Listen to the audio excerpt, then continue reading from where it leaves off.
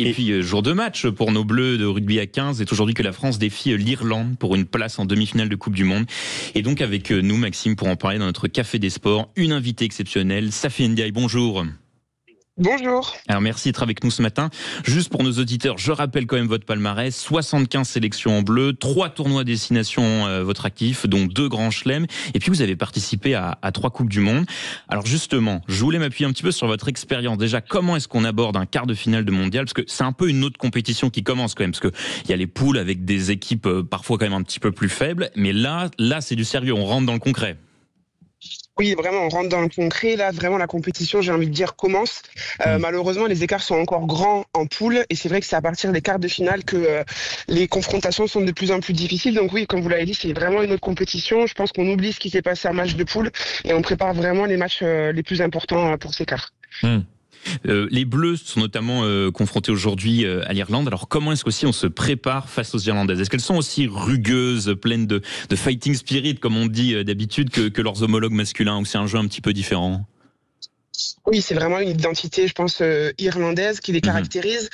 C'est une équipe qui garde beaucoup le ballon, comme les garçons, qui joue bien, qui joue propre, qui fait des choses pas spécialement exceptionnelles, mais elles les font très bien. C'est une équipe qu'on a l'habitude de rencontrer lors du tournoi Destination, qui progresse d'année en année. Elles ont des jeunes joueuses, notamment une 3e ligne sur qui elles peuvent s'appuyer et qui est vraiment impressionnante. Donc ça sera pas une partie de plaisir, je pense, aujourd'hui. Ça va être vraiment un gros match.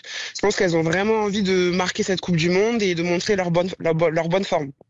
Vous parliez justement de la 3e ligne irlandaise. Pour vous, c'est quoi un petit peu le match dans le match, avec votre œil d'experte que vous allez un peu scruter? Où est-ce que ça va se jouer en fait, ce quart de finale?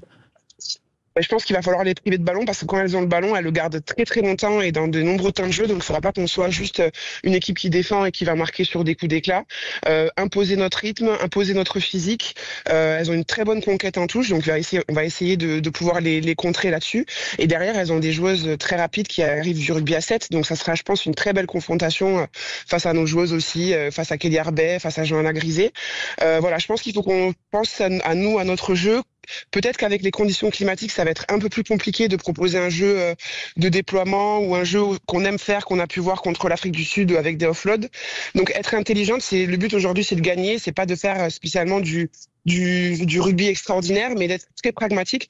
On le sait que sur ces matchs, voilà, élimination directe, il va falloir avoir une tête froide, comme on dit, et être lucide.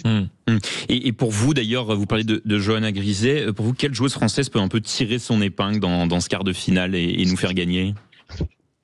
Moi, je pense qu'il ne faudra pas que ça soit qu'une seule joueuse pour gagner un quart de finale et que le collectif soit fort.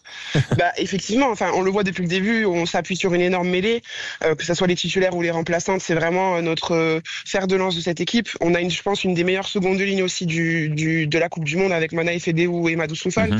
On a un super collectif, on a une Pauline Bourdon qui est en feu depuis le début du tour de la compétition. Donc pour que Johanna Grisé puisse briller, pour que Kelly Arbet puisse briller, il faut que tout soit fait en amont. Je pense qu'il faut que ce soit vraiment un collectif fort et que tout le monde élève son niveau aujourd'hui pour avoir une victoire, quoi. Très bien, merci beaucoup. Dernière question avant de vous quitter. On va juste vous demander un petit pronostic pour vous. Bien sûr, victoire de la France. C'est ça qu'on voulait entendre. Je dis victoire de la France. Allez, avec plus de 2 essais d'écart. Très bien. Écoutez, on suivra ça de très près. Merci beaucoup d'avoir été avec nous ce matin, Safi Ndiaye. Merci.